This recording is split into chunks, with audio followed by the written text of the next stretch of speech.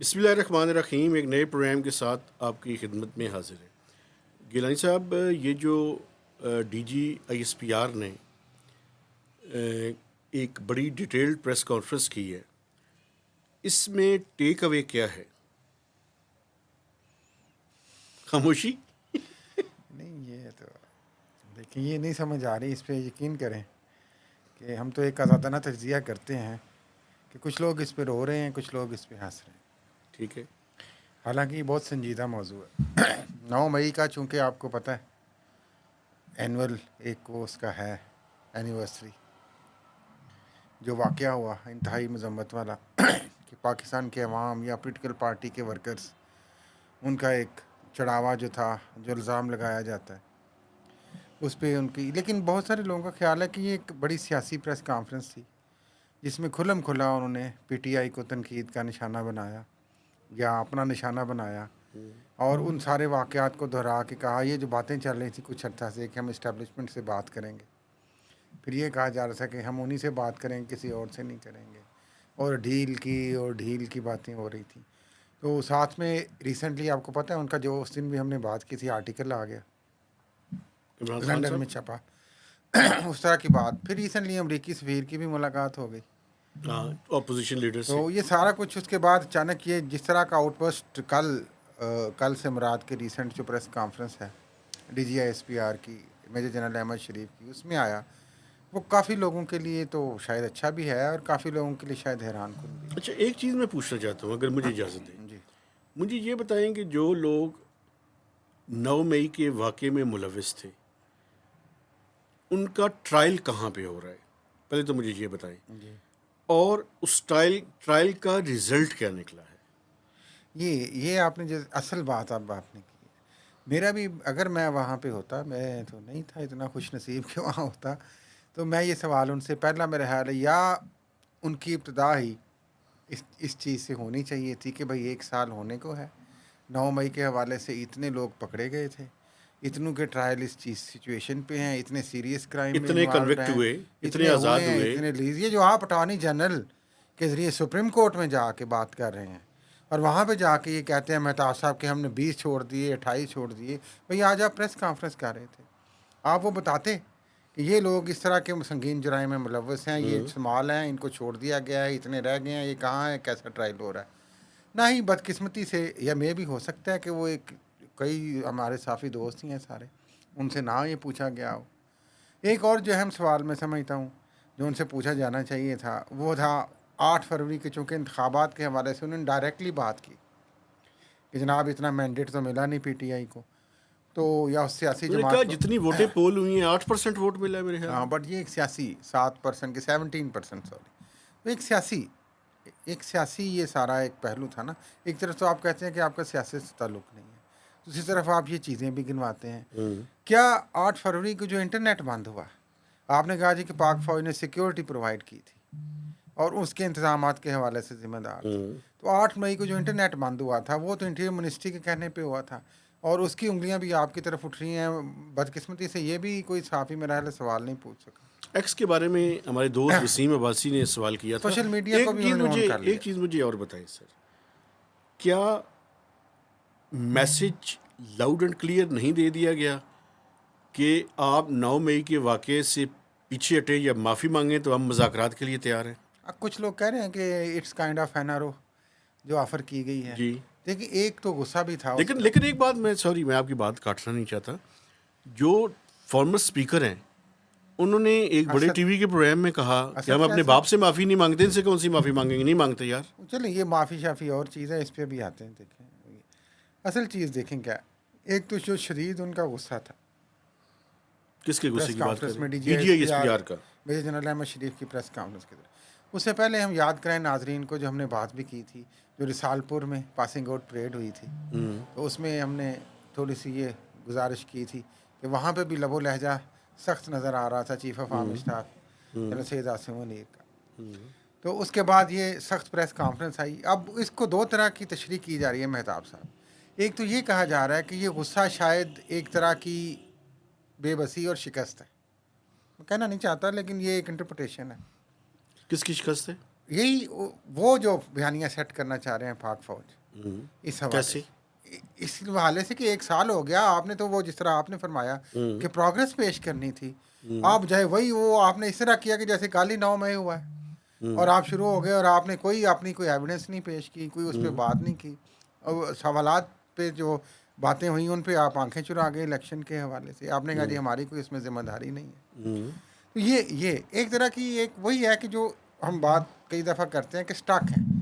नहीं, एक और बात भी है सर, देखिए मुझे अगर इजाज़त दे, दूसरा है उन्होंने एक और बात भी की सर। जी, उन्होंने कहा कि सिर्फ इसके बारे में बात ना करें ना, फिर वो जो धरना हुआ था उसकी भी तहकीकात करें, और जो टीवी पे हमला हुआ था, पीटीवी पे हमला हुआ, पार्लियामेंट तो फिर पे एक हमला जुर्रत हुआ, करें ना। और वो जो IMF ने को मुआशी लेटर लिखा, एक काम करें ना, जो सबका जर्नैल हैं ज़हीरुल इस्लाम अब्बासी, ज़हीरुल इस्लाम, हाँ जी, उसके अलावा शुजा पाशा, वो चल पहले थे ना उनसे, मैं वो सारों की 2011 तक आप चले गए ना, 14 तक तो वो आ रहे हैं। नहीं, मेरे कहने का मकसद ये है कि सबके बारे में तहकीकात कर लेना। तहकीकात करने की ज़रूरत है, मैं तो साहब आप बात बोले बादशाह यार। नहीं, देखिए मेरी बात सुने, मतलब बात को कहीं ना कहीं पे सर्टन और रिस्पांसिबिलिटी फिक्स करनी है कि नहीं करनी। पहलू था ना कि जो बात उन्होंने की कि फिर आप वहाँ से शुरू करें, जो खत लिखे गए हैं, ठीक है, ये उनका एक गुस्से का इजहार था। ठीक है, वो उन्हें भी पता है कि उस वक्त क्या हुआ था, आपको बतौर इदारा क्या उन्हें नहीं पता क्या हुआ था उस वक्त? नहीं, वैसे बताइए क्या हुआ था। ज़हीरुल इस्लाम का नाम तो बाद में सब ने लिया, नवाज शरीफ ने भी लिया, तो उसमें कोई किसी इंक्वायरी की ज़रूरत रह गई है। फिर फैज़ हमीद वाले वाक़े पे आ जाएं आगे, बाद में उस पर भी नवाज शरीफ ने नाम लिया, मियां नवाज शरीफ ने, क्या तहकीकात हुई है उस पर, अभी उस पर आता हूँ। लेकिन ये एक अहम जो आपने बात की, मैं इसलिए कहना चाह रहा हूँ कि आप बजाय ये कि आप एक it's a political taunt in my view, कि आप उनको कह रहे हैं कि जनाब आप तो पहले भी ये थे और वो भी हो जाएगा, ये मुझे फिर कमर जावेद बाजवा याद आ जाते हैं, वो जिन्होंने वहाँ बैठ के कहा था प्रेसिडेंट हाउस में इमरान खान को, साबिक वज़ीर आज़म जो गिरफ़्तार हैं, कि आपकी कुछ वीडियोस भी हैं।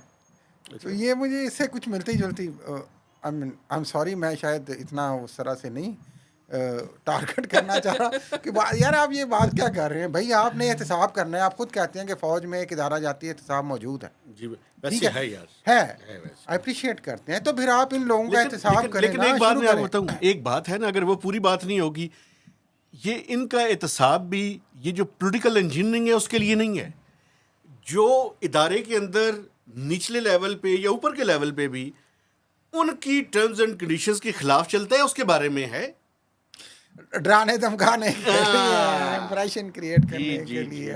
वो जिस तरह यहाँ पे होता है, पुलिस पकड़ लेती है 2-4 वर्कर के, सब बाकी डर जाएं। बिल्कुल। लेकिन मैं अर्ज़ करूँ, आप बिस्मिल्लाह करें, अच्छी बात है पाक फ़ौज ने ये बात की है।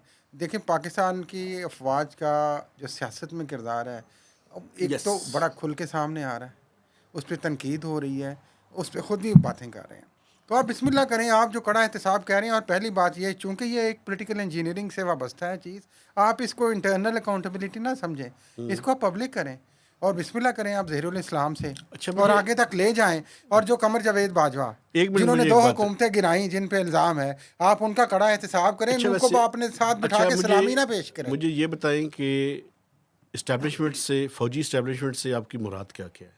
कौन कौन लोग हैं जो फौजी इस्टेब्लिशमेंट का हिस्सा होते हैं? कौन कौन लोग हैं? क्या चीफ साहब होते हैं, DGI सही होते हैं, और एक दो उनके और करीब के लोग होते हैं।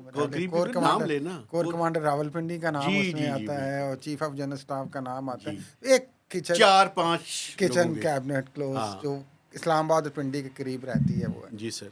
तो ये है मकसद, ये है कि आप उन सब का भाई कड़ा एहतसाब करें। किसने रोका है? ये तो मसले इस मुल्क का हल हो जाएगा। कि वो जो एस्टेब्लिशमेंट है वो एक पेज के ऊपर है? नहीं, लग तो नहीं रहा, नहीं लग रहा, मुझे नहीं लग रहा, और भी शायद लोगों को नहीं लग रहा। अब आपको पता नहीं लग रहा है कि नहीं लग रहा है इस पर, ये बड़ी खबर दे रहे हैं। हाँ, लेकिन जो इससे अहम बात है, जो सोशल मीडिया पे उन्होंने बात की, कि उन्होंने बड़े तरीके से कहा जी कि पाक फ़ौज को बुरा भला कहा जाता है, और अदलिया के बारे में उन्होंने फिर कंधा इस्तेमाल किया, और ये कहा कि जनाब ये बड़ा ज़रूरी हो गया है। तो ये तो वाज़े तौर पे उन्होंने इशारा दे दिया है कि सोशल मीडिया उनकी मर्ज़ी से बंद हुआ है, और उनकी मर्ज़ी से ही खुलेगा, या उनके तौर तरीके के मुताबिक खुलेगा। आप मेरी बात सुनिए, आप उनसे डीब्रीफ क्यों नहीं होते? नहीं, मैं डीब्रीफ नहीं होना चाहता। देखिए अभी इस वक्त डीब्रीफ उन्होंने किया ना, पूरी कौम को डीब्रीफ किया उन्होंने उस दिन। अच्छा यार, एक और आखिरी बात, बड़ी लंबी प्रेस कॉन्फ्रेंस नहीं हाँ थी? जी, लेकिन ये इसमें कोई शक नहीं कि इसमें ये नज़र आ रहा था कि एक सियासी प्रेस कॉन्फ्रेंस है। हो सकती है पाक फ़ौज का मौक़िफ़, अच्छा, एक और बात जो मेरी। सवालात जिनके जो होने चाहिए थे बदकिस्मती से वो नहीं हुए, अच्छा, और जिन चीज़ों को बयान किया जाना चाहिए था वो नहीं हुआ। एक बात मैं मैं। अब लेकिन मसला ये है, मुझे जाते-जाते ये बात कर लेने दें, फिर मैं भूल जाऊँगा। ये मैंने पहले भी आपसे गुज़ारिश की थी कि ये जो उन्होंने बात की कि माफ़ी माँगे और तौबा करें और कहें कि तामीरी सियासत करेंगे। अच्छी बात है भाई, इमरान खान माफ़ी मांगे, मैं तो कहता हूँ माफ़ी मांग लें अगर उन 9 मई में जो भी पीटीआई के लोग इन्वॉल्व हैं, और इस मुल्क को इस सारे क्राइसिस से निकालें। और साथ साथ बहुत सारे लोग ये भी समझते हैं कि पाक फ़ौज भी माफ़ी मांगे अपने सियासी किरदार से, और वो भी जो जिस दलदल में हम मुसलसल फंसे जा रहे हैं ना, इस गुस्से का इजहार करके हम निकल नहीं रहे बदकिस्मती से इस दलदल से हम फंसे जा रहे हैं। हम चाहे सियासी अशराफिया है, चाहे फ़ौजी अशराफिया है, चाहे कोई भी है, एक बात जो इससे इकोनॉमिक निकलें फ्रंट पे खुदारा। उन्होंने की, आपकी बात से मैं इत्तेफाक करता हूँ। जो इकोनॉमिक फ्रंट पे उन्होंने बात की, उन्होंने कहा जी कि वो तकरीबन 360 अरब रुपया फौज डायरेक्टली और इनडायरेक्टली जो टैक्स इंस्टीट्यूशंस पे है करती है वो ना। टैक्स की मद में अदा करती है। तो भाईजान, जितना आपका फौज और फौज के इदारों का फुटप्रिंट है, क्या ये उससे अलाइंड है? उतना ही है जितना होना चाहिए कंट्रीब्यूशन? मैं समझता हूँ कि इस पे ज़रा ज़्यादा डिटेल से हाँ, जाने की लेकिन चलें ज़रूरत है। ठीक है, टैक्स जो भी कोई पे करता है बहुत अच्छी अच्छी बात बात है है, ये तो। अच्छी बात है, और इन इदारों को करना चाहिए जो ज़्यादा ऑर्गेनाइज्ड हैं, जो ज़्यादा अर्निंग कर रहे हैं, लेकिन एक तो और रिक्वेस्ट करना भी है चाहिए। सर। मैं समझता हूँ अगर मैं वो रिक्वेस्ट भी नहीं करूँगा तो मैं ज़्यादती करूँगा। आपने और आपके इदारों ने इस्टेब्लिश कर लिया है कि वो पाकिस्तान में सबसे बड़े हैं, यानी जिस जिस सेक्टर के अंदर है, मसलन एलसी की, एफडब्ल्यूओ की, इन सब इदारों, अस्करी बैंक की, इन इदारों की मैं बात कर रहा हूँ। यार भाई, हमें तो आपने फतह किया हुआ है, इस रीजन को भी फतह करना है कि नहीं करना? मैं ये चाहता हूँ, और मैं ये चाहता हूँ कि ये बात मैं पहुँचाऊँ कि भाई, आपको मैं मानूं कि कम से कम रीजनली कम्पिटिटिव तो हो जाए ना। एनएलसी एक लॉजिस्टिक का इदारा है, नेशनल लॉजिस्टिक्स सेल। ठीक है? तो यार, इस रीजन में जो ममालिक है, मसलन हम चाइना के साथ वेंचर करके सेंट्रल एशिया और साउथ एशिया की एक बड़ी कंपनी में क्यों नहीं कन्वर्ट हो सकते? या इस मुल्क में ही फतह करना है? वो तो कर चुके हैं आप। कंपेटिटिवनेस की बात करते हैं साथ, आप इस तरह की बातें करते मैं क्या, हैं। देखिए, आपका फुटप्रिंट अगर रीजन पे चला जाए तो इस मुल्क का फायदा होगा ना। जाहिर है जी, टैक्स भी और आएगा, आप भी अर्न करेंगे। इकोनॉमिक एक्टिविटी आपकी बढ़ेगी, हाँ, आपका शेयर लेकिन हो बढ़ेगा। सकता है वहाँ पे उनकी जो दूसरे जिन ममालिक की आप बात करते हैं, हो सकता है वो खुद ही स्ट्रेंथन दो, उस तरह से यार, करें। मैं आपको बताऊं, मुझे पता है ना सर, एक एग्रीमेंट है टीआईआर, मैं उस तरफ नहीं जाना चाहता। जी जी। उसमें हम रीजनल कंट्रीज की तरफ जा रहे हैं, लेकिन मैं आपको बताऊं, मैं सेंट्रल एशिया में गया हूं। सेंट्रल एशिया में चाइना की लॉजिस्टिक्स की कंपनी वहाँ पे अपना काम कर रही है। मैंने चाइनीज ट्रक्स देखे हैं खुद। एनएलसी का कोई ट्रक नहीं नजर आया मुझे। बढ़ाने की जा, जरूरत है। जाते जाते मैं दो दो दो दो बातें और कर लूँ अगर आप इजाज़त दें। एक, प्रोग्राम लंबा हो गया। बस दो ज़रूरी बातें, आपने रीजन की बात की तो मुझे याद आई है कि ये भी एक्सपेक्ट कर रहे थे बहुत सारे लोग, बाय द वे कई साथियों ने मुझे बताया भी कि वो रीजन से मुझे याद है कि एक्सपेक्ट कर रहे थे कि आपने एक तो अफ़गानिस्तान के हवाले से बात की कि जनाब वो शाम में जो हमला हुआ था उसके पीछे चीनी इंजीनियर्स पे, उस पीछे अफ़गानिस्तान से सारी कुमक आई थी और टीटीपी है। हर दफ़ा आप ये कहते हैं, लेकिन आगे प्रैक्टिकली कुछ नहीं होता, और कुछ अरसे बाद जिस तरह हमने कहा था दोहरा दिया जाता है। दूसरी बात, जो बहुत अहम बात रीजन के हवाले से थी, मैं एक्सपेक्ट कर रहा था at least as a journalist, as a Pakistani, कि ये जो सर बात हुई इस पर किस वक्त बात भी करेंगे। 20 के करीब यहाँ पे पाकिस्तानी बंदे अलेजिडली या क्लेम किया जाता है राह ने आके मार दिए, उस पर क्या हुआ क्या नहीं हुआ, क्या वो पाकिस्तानी सिटीज़न नहीं थे, वो जो बैकग्राउंड था, वो मसला क्या था, मेरा ख्याल है उस पर भी उन्हें कुछ बयान करना चाहिए था। आपकी इन ख्वाहिशात और इन चीज़ों के बारे में कि आप होते तो पूछते और या वो बताते, मेरा ख्याल में हमें इजाज़त लेनी इजाज़त से चाहिए। पहले फिर मैं यही कहूँगा कि हम ये देखें, हम किसी वो नहीं कर रहे। पीटीआई में भी एक सियासी इंतहा पसंदी की सोच पाई जाती है, लेकिन जो इधर से भी एक गम गुस्सा है, ये एक दलदल है जिससे हम निकल नहीं रहे, और जो जो हम इसको और इंगेज करेंगे इसमें, हम इसके अंदर ही दसते जाएंगे। तो इससे ठीक है निकलने की कोशिश करें। मशाहद हुसैन सैयद जी। आपके भी मेहरबान हैं, हमारे भी जानने वाले हैं, उन्होंने बड़ा अच्छा एक इंटरव्यू दिया, उसमें उन्होंने कहा है कि इससे पहले कि अमेरिका की कॉल आ जाए, इमरान खान को रिहा कर देना चाहिए।